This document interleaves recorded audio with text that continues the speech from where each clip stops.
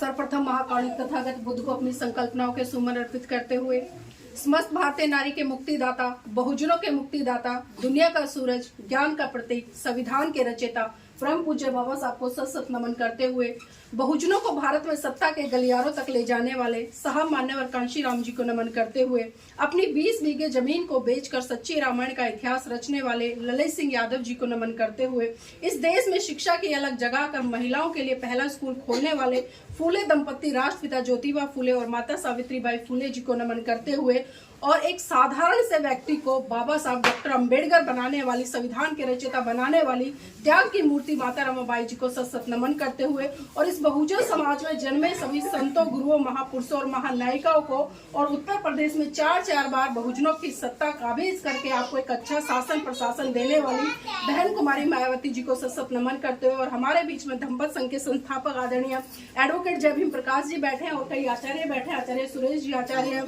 आदरणीय ऋषभ जी, आदरणीय आचार्य खेमराज जी और सभी सम्मानित उपस्थित यहाँ पर मेरे पिता तुल्य बुजुर्ग और मेरी माताएं बहनें, आप सभी को मेरा क्रांतिकारी जय भीम, नमो बुधाय। जय भीम, नमो बुधाय।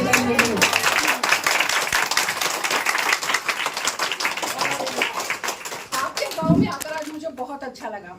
सबसे अच्छा मुझे ये लगा कि यहाँ पर मैंने छोटे छोटे बच्चों में जो अनुशासन देखा वो वास्तव में काबिले तारीफ है और पुरुषों से ज्यादा यहाँ पर संख्या जो महिलाओं की दिखाई दे रही है उसके लिए एक बार जोरदार ताली बजा दीजिए। मैं अक्सर जब भी किसी भी कार्यक्रम में जाती हूँ तो मुझे वहाँ पर पुरुषों की संख्या बहुत ज्यादा दिखाई देती है और महिलाओं की संख्या बहुत कम नजर आती है। लेकिन यहाँ पर जब मैंने महिलाओं से बात की, बहन बेटियों से चर्चा की तो मुझे खुशी मिली कि कम से कम इस गाँव की महिलाएं बहुत जागरूक है, बाबा साहब को जानती है, समझती हैं और उनकी जो विचारधारा है उस पर आज चलने का काम भी कर रही है। क्योंकि तमाम महिलाओं से जब मैं चर्चा करती हूँ कि माता रमाबाई को जानते हो तो जवाब आता है नहीं। माता सावित्रीबाई फूले के जानते हो? नहीं। बाबा साहब को जानते हो? सिर्फ इतना सा कि संविधान लिखा था। तो आप सोचिए कि आज जब हम अपने महान पुरुषों को नहीं जान रहे, नहीं पढ़ रहे हैं तो कैसे हम आगे बढ़ पाएंगे, कैसे हम बहुजनों की सत्ता भारत में स्थापित कर पाएंगे, कैसे हम उस सपने को साकार कर पाएंगे जिस सपने की बात परम पूज्य बाबा साहब कहा करते थे कि जिस दिन ये पूरा भारत बोधमय हो जाएगा उस दिन भारत के हर गली हर कूचे से सिर्फ एक ही आवाज आएगी कि ले अंत मन दीप भव, ले अंत मन दीप भाव, मूल मंत्र बने स्वयं के स्वामी, गूंज उठे हर बस्ती से बुद्धं शरणं गच्छामि। लेकिन ये कब होगा? जब हम उस विचारधारा की तरफ बढ़ेंगे। क्योंकि आज भी कहीं ना कहीं जाने अनजाने में हम उन्हीं संस्कृति को फॉलो कर रहे हैं जिस संस्कृति के लिए हमारे महान पुरुषों ने हमें लगातार मना किया। चाहे उसमें मैं पेरियार जी की बात करूं, ललित सिंह यादव जी की बात करूं या बाबा साहब की बात करूं, साहब मान्यवर काशी राम जी की बात करूं या बहन जी की भी बात करूं। क्योंकि आप इतिहास उठाकर देख लीजिए, जब से बहन जी सत्ता में आई है आपने उनको कभी भी किसी मंदिर, मस्जिद, गुरुद्वारे, चर्च कभी जाते नहीं देखा होगा। लेकिन हम देखते हैं कि इस भारत देश में पर्टिकुलर आज बहुत सारे नेता ऐसे निकल कर आ रहे हैं जो पर्टिकुलर एक धर्म का झंडा उठाकर चल रहे हैं और वो उस धर्म का झंडा उठाकर चले जिसका कि सत्ता से कोई भी लेना देना नहीं है। और कहीं ना कहीं जाने अनजाने में आज हम लोग उन्हीं के कर्म कांड, उन्हीं की पूजा पाठ, उन्हीं की संस्कृति को ढो रहे हैं, जाने अनजाने में ढो रहे। मैं ये नहीं कहती कि आपका दोष है क्योंकि आपके बीच में बताने वाले लोग नहीं है, आपके बीच में ऐसे लोग नहीं आए हैं, आते हैं तो बहुत कम आते हैं या आपके पास समय नहीं होता या विस्तार पूर्वक वो अपनी चर्चा नहीं कर पाते। तो मेरी बहनों में आपसे बस इतना ही कहूंगी, सबसे पहले आप पढ़ना शुरू कर दीजिए। जिस दिन आपने पढ़ना शुरू कर दिया तो मैं गारंटी से कहती हूँ कि आप इतिहास बदल देंगी। और किसी भी क्रांति का आगाज जब जब भारत में हुआ है, जब जब उस क्रांति को सफलता मिली है, आप देखिए इतिहास उठाकर कि जितने भी आंदोलन भारत में हुए सबसे आंदोलनों में अग्रणी भूमिका महिलाओं की नजर आई। और जब महिलाओं ने बढ़ चढ़कर उन आंदोलनों में हिस्सा लिया तो उसका परिणाम भी हम सबने देखा है। तो इसलिए आप जागरूक होइए, पढ़िए, लिखिए, अपने महान पुरुषों को पहचानिए और आपके महान पुरुषों ने आपके लिए क्या दिशा निर्देश दिए हैं, क्या विचारधारा दी है, उसको अपने जीवन में उतारिए। ये नहीं कि आज 16 जनवरी है, कल 15 जनवरी को बहन जी का जन्म दिवस पूरे भारत में मनाया गया और आज हमने 16 जनवरी को यहाँ पर केक काटकर बहन जी का जन्म दिवस मना लिया। जन्म दिवस मनाने की सार्थकता तभी है जब हम उनकी विचारधारा को जन जन तक पहुंचाए। मैं बाबा साहब की बात करूं क्योंकि अगर बाबा साहब के त्याग समर्पण बलिदान की बात करूं, या मैं साहब मान्यवर कांशीराम जी के त्याग समर्पण बलिदान की बात करूं, तो मुझे लगता है पूरा साल कई सदियां भी कम पड़ जाएंगी, क्योंकि इन लोगों ने इतना बड़ा त्याग इस भारत देश के लिए और खासकर बहुजन समाज के लोगों के लिए किया है। लेकिन विडंबना है कि आज हम उनके त्याग समर्पण बलिदान को नहीं समझ रहे हैं, और उसी का कारण है कि आज हम टीवी बीवी बच्चों में मस्त हो गए हैं। समाज जाए भाड़ में, पिट रहा है, छितरा, बहन बेटी की इज्जत लुट रही है, लुटती रहे। एक दिन उतरेंगे सड़कों पे, डंडा उठाएंगे, आंदोलन करेंगे, चिल्लाएंगे और एफआईआर दर्ज कराकर फिर घरों में बैठ जाएंगे। लेकिन हमें सही रूप से विचारधारा को समझना पड़ेगा। अगर मैं बात बाबा साहब की करूं तो मैं बाबा साहब के जीवन संघर्ष से जुड़ी हुई 2 घटनाओं पर जरूर यहाँ पर प्रकाश डालना चाहूंगी, क्योंकि मेरी बहनें यहाँ पर बैठी, मैं समझती हूँ कि मेरे समाज की बहन बेटियां जिस दिन बाबा साहब के जीवन संघर्ष से जुड़कर उसको समझकर अपने जीवन में उतार लेंगी, उस पीड़ा को समझेंगी, तो बहुत बड़े स्तर पर गाँव गाँव गली गली में परिवर्तन हो जाएगा। तो मेरी बहनों, बात उस समय की है जब परम पूज्य बाबा साहब बंबई हाईकोर्ट में प्रैक्टिस कर रहे थे। अचानक उनके पास खबर पहुंची कि साहेब, आपका बेटा राज रतन बहुत बुरी तरह से बीमार है और अपने जीवन की अंतिम सांसें ले रहा है। यह बात सुनकर परम पूज्य बाबा साहब घर दौड़े आए, और जैसे ही बाबा साहब ने अपने बेटे राज रतन को गोद में उठाया, राज रतन ने बाबा साहब की गोद में ही दम तोड़ दिया। यह मंजर देखकर माता रमाबाई बिलक बिलक कर रोने लगी और साहब का कॉलर पकड़कर कहने लगी कि साहेब बस कीजिए, बस कीजिए साहेब, बस कीजिए। आपकी समाज सेवा के भूत ने एक एक करके मेरा पूरा परिवार उजाड़ दिया, साहेब बस कीजिए। तो बाबा साहब कहते कि रमा, रमा चुप हो जा, रमा चुप हो जा, रमा तू तो रो भी सकती है, लेकिन मेरी तो आंखों के आंसू ही सूख चुके हैं, क्योंकि प्रतिदिन मैं अपने समाज के हजारों बच्चों को मरते हुए देखता हूँ। रमा चुप हो जा। तो माता रमाबाई फिर कहती हैं कि साहेब, साहेब मैं आज फिर चुप हो जाऊंगी, लेकिन आप मुझे एक बात बता दीजिए कि जब जब आप अपने बेटे राज रतन को गोद में खिलाया करते थे तो बड़े हर्षोल्लास के साथ कहा करते थे कि रमा, रमा मेरा बेटा बड़ा होकर एक दिन इस देश पर राज करेगा। तो साहेब, आज राज रतन तो इस दुनिया में रहा नहीं, अब मुझे ये बता दीजिए कि बड़ा होकर अब इस देश पर राज कौन करेगा। तो मेरी बहनों, आपको जानकर आश्चर्य होगा, बाबा साहब राज रतन के पार्थिव शरीर पर हाथ रखकर कसम खाते हैं और कहते हैं कि रमा, रमा मैं भारत देश में एक दिन ऐसा काम करके जाऊंगा कि भारत की हर रमा की कोख से जन्म लेने वाला राज रतन इस देश पर राज करेगा, इस देश पर राज करेगा। और वो राज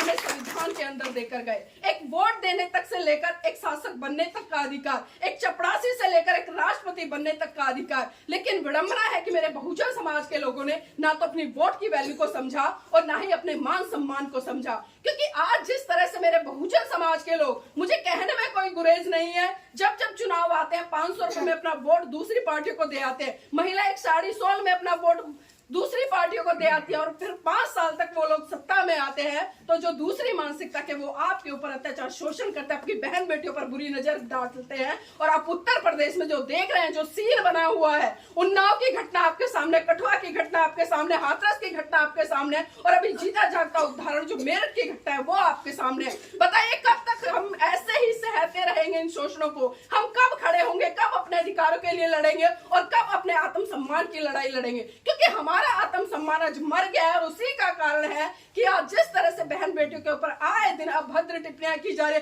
कोई हिंदू राष्ट्र की बात कर रहा है, कोई अन्य बात कर रहा है, तो बताइए हम कहां हैं आज? हमारे महान पुरुष एक से बढ़कर एक उनके सिद्धांत, लेकिन क्या हमने उनके सिद्धांतों को समझा? बिल्कुल भी नहीं समझा। साहब मान्यवर कांशीराम जी एक बात कहा करते थे कि जितनी सुरक्षा, जितनी देखभाल ये बहुजन समाज के लोग अपनी बहन बेटियों के करते हैं ना, अगर इतनी सुरक्षा, इतनी देखभाल इन्होंने अपने वोट की करनी शुरू कर दी ना, तो ये पूरा भारत आपके हाथों में होगा, आप इस देश के हुक्मरान होंगे। किसी की हिम्मत नहीं होगी कि आपकी बहन बेटियों की तरफ वो उंगली उठाकर भी देख ले।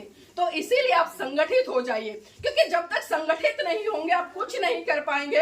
और इसी कड़ी में मैं दूसरी घटना का भी जिक्र करना चाहूंगी। मेरी बहनों, बात उस समय की है जब परम पूज्य बाबा साहब पीएचडी कर भारत लौटे, और जब भारत में ये लोगों को पता चला कि बाबा साहब आ रहे हैं, तो महाराष्ट्र के लोगों ने एक बहुत बड़ा व विशाल मंच बाबा साहब के सम्मान सत्कार कार्यक्रम में लगाया, और वो पूरी तैयारियों में जुट गए। और जब ये उड़ते उड़ते खबर माता रमाबाई के पास पहुंची, तो उनको भी एक जिज्ञासा हुई कि अरे मेरे साहब आ रहे हैं, उनका सम्मान सत्कार होगा, तो क्यों ना मैं भी उस पल को देखूं अपनी आंखों से जब मेरे साहिब का सम्मान सत्कार हो रहा हो। लेकिन मेरी बहनों, आपको जानकर आश्चर्य होगा कि माता रमाबाई के पास में एक भी ऐसी साड़ी नहीं थी जिसको पहनकर वो बाबा साहब के सम्मान सत्कार कार्यक्रम में जा सके। तभी माता रमाबाई ने पूरा घर खंगाला, लेकिन कोई साड़ी नहीं मिली। उन्हें याद आया कि एक बार साहू जी महाराज ने सम्मान स्वरूप बाबा साहब को एक पगड़ी भेंट की थी। तो माता रमाबाई ने ट्रंक में से वो पगड़ी निकाली और अपनी फटी हुई साड़ी पर उस पगड़ी को लपेटकर वो बाबा साहब के सम्मान सत्कार कार्यक्रम में पहुंच गई। अब एक सवाल है आप सभी से मेरा, जब किसी महिला के पति का सम्मान सत्कार कार्यक्रम हो रहा हो, लाखों की भीड़ उसके सम्मान सत्कार कार्यक्रम के लिए जुटी हो, तो बताइए उस महिला को कहाँ होना चाहिए? मंच पर होना चाहिए ना अपने पति के साथ में। लेकिन आपको ये फिर जानकर आश्चर्य होगा कि माता रमाबाई ना तो मंच पर थी और ना ही मंच के सामने जो कुर्सियां लगी थी, पहली लाइन, दूसरी लाइन, तीसरी लाइन, दूर दूर तक माता रमाबाई कहीं दिखाई नहीं दे रही थी। बाबा साहब भी टकटकी लगाकर भीड़ में निहार रहे थे कि कहीं तो मुझे मेरे रामू दिखाई दे। इतने लोग आए हैं, लाखों की भीड़ है, लेकिन रामू कहीं दिखाई नहीं दे रही थी। बाबा साहब का भाषण जैसे जैसे अंतिम दौर में जा रहा था, तभी अचानक से बाबा साहब की नजर भीड़ के पीछे एक पेड़ था और उस पेड़ के पीछे एक महिला चुपके से निहार रही थी, वहां पड़ी।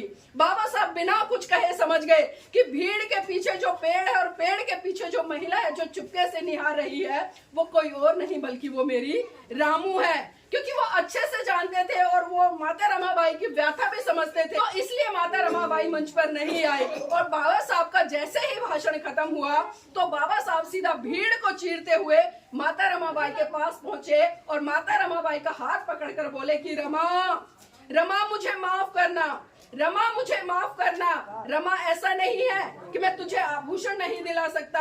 रमा, ऐसा नहीं है कि मैं तेरा मान सम्मान नहीं कर सकता।